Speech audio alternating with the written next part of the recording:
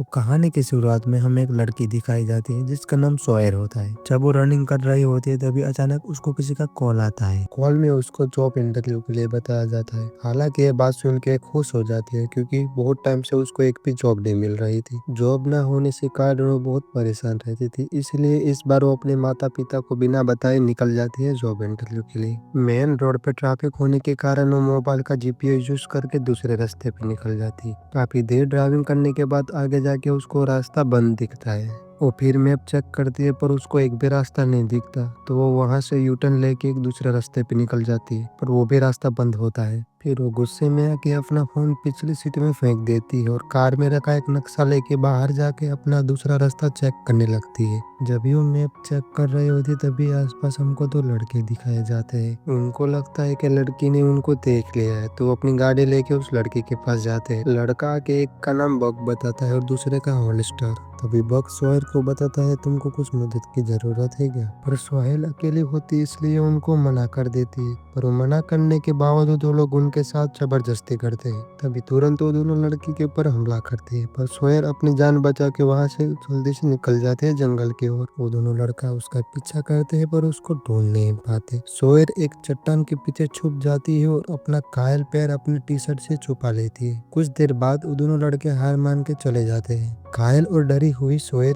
जंगल में भटकती हुई एक नदी के किनारे पहुंचती है। वहां जाके वो पानी पीती है और थोड़ा राहत महसूस करती है, लेकिन उसे अभी भी कोई रास्ता नहीं मिला होता है, तो वो डर के कारण वहीं पे गड्ढे में छुप के सो जाती है। अगली सुबह कोई उसकी कार खो जाने की खबर पुलिस स्टेशन में दे देता है। पुलिस वाले उस जगह पे पहुंचते हैं और वहां पे उनको खून के निशान दिखते हैं। पुलिस वाले वो दोनों लड़के के घर जाके पूछते हैं, पर वो लड़के दोनों झूठ बोलते हैं कि उन्हें कुछ नहीं पता। पुलिस वालों को उन पर शक होता है, पर वो बिना सबूत के कुछ कह नहीं सकते, इसलिए वहां से बिना बताए कुछ चले जाते हैं। जैसे ही पुलिस वाले चले जाते हैं वो अपनी गाड़ी लेते हैं और अपनी गाड़ी से सोहेल की गाड़ी को पहाड़ी के नीचे ढकेल देते हैं ताकि कोई वहां पे सबूत ना रहे। उनको लगता है कि सोहेल जंगल में मर गई होगी, पर तो भी वो उनकी बॉडी ढूंढने लगते हैं। तभी हमको सोहेल दिखाई जाती है। उसने अपनी गाड़ी देख ली होती है और वो अपनी गाड़ी में अपना फोन ढूंढने लगती है। फोन मिलने के बाद वो देखती है कि उसकी माँ के कई मिस कॉल आए हुए होते, लेकिन नेटवर्क न होने के कारण वो उनको कॉल बैक नहीं कर पाती। वो नेटवर्क के लिए आसपास घूमती है, पर तभी उसकी फोन की बैटरी भी खत्म हो जाती है। तभी हमको वो दोनों भाई दिखाए जाते हैं जो सोहेल की लाश तलाश कर रहे होते हैं, जिससे उनको समझ आता है कि सोहेल अभी भी जिंदा है। वो दोनों भाई उसको ढूंढना जारी रखते हैं, पर तभी सोहेल ज्यादा दिन तक खाना न खाने के कारण एक गड्ढे में जाके गिर जाती है और बेहोश भी हो जाती है।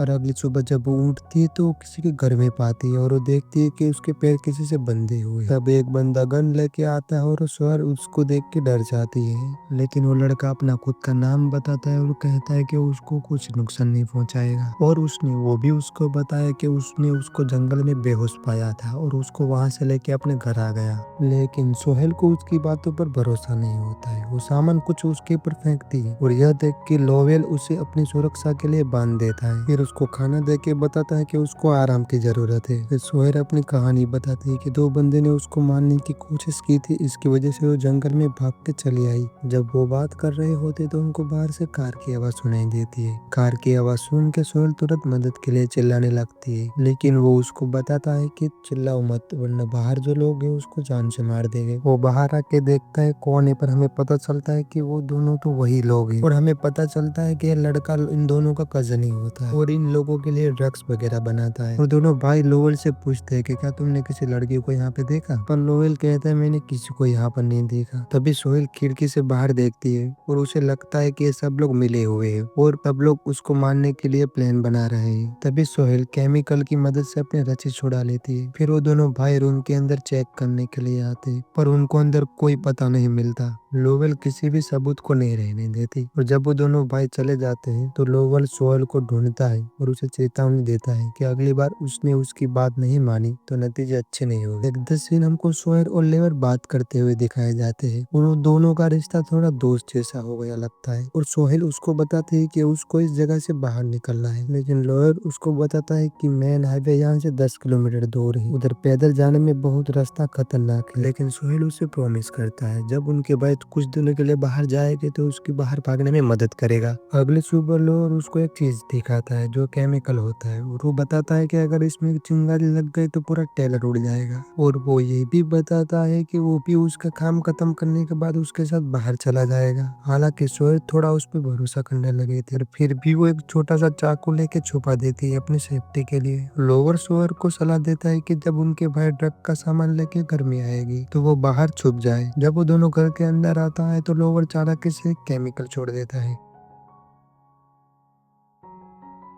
अगले दिन राज्य पुलिस के अधिकारी स्टेशन पे आते हैं और निक के बारे में पूछते हैं, पर ऑफिसर जवाब देता है कि वो कल दोपहर से लापता है। पर उनको पता चलता है कि इन लोगों ने उनको मिलकर निक को मार दिया होता है। और उसी समय जब वो बाहर जाता है तो ऑफिसर उसका लॉकर चेक करता है और ऑफिसर को सोहेल का एक वॉलेट मिलता है, जिससे ऑफिसर को शक होने लगता है कि ये ऑफिसर भी इन सब लोगों के साथ मिला हुआ है। फिर ऑफिसर लोअर के घर जाता है, पर लोअर खतरा महसूस करते हुए सोहेल को घर के अंदर छुपा देता है और एक गन लेके बाहर खड़ा रहता है। और जब ऑफिसर अंदर आता है तो उसको धमकी देता है कि अंदर आया तो एक गोली मार देगा। ये सुन के ऑफिसर पीछे हट जाता है और जाते हुए उनको कहता है कि लड़की की तलाश करो। इसी बीच लोअर और सोहेल नदी की ओर जाते और केमिकल कचरे को नष्ट कर देते हैं, पर उनको फुटप्रिंट देख के लगता है कि और कोई भी था यहाँ पे। जब वो घर वापस लौटते तो उनको पता चलता है कि सोहेल इनके घर के अंदर ही है, और वो गन दिखा के उनको बताते हैं कि सोहेल को उसको वापस दे दे।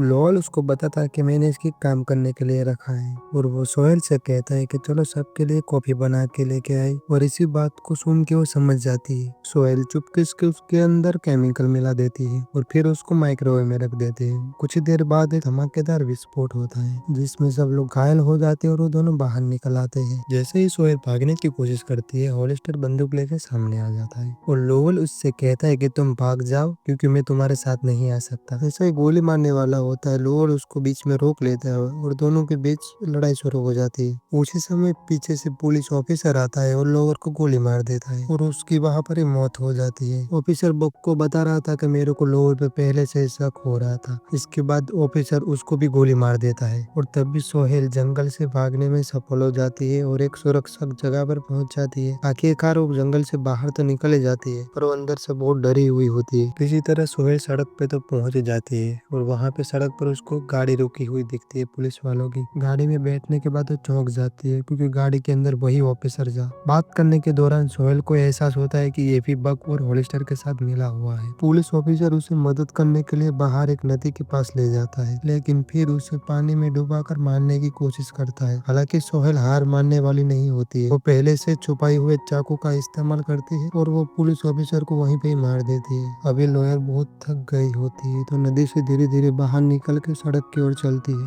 और चलते चलते अपना घर का रास्ता तलाश करने लगती है। तभी पीछे उसको एक और पुलिस की गाड़ी दिखती है और ये राज्य पुलिस अधिकारी होते हैं जो असल में उसको ढूंढने की कोशिश कर रहे होते हैं। तो आखिरकार सोहेल को पुलिस ढूंढ लेती है और उसे बचा लेती है। तो मूवी यहाँ पर ही खत्म होती है और हमें यहाँ पता चलता है कि सोहेल ने आखिर तक अपना हिम्मत नहीं हारी।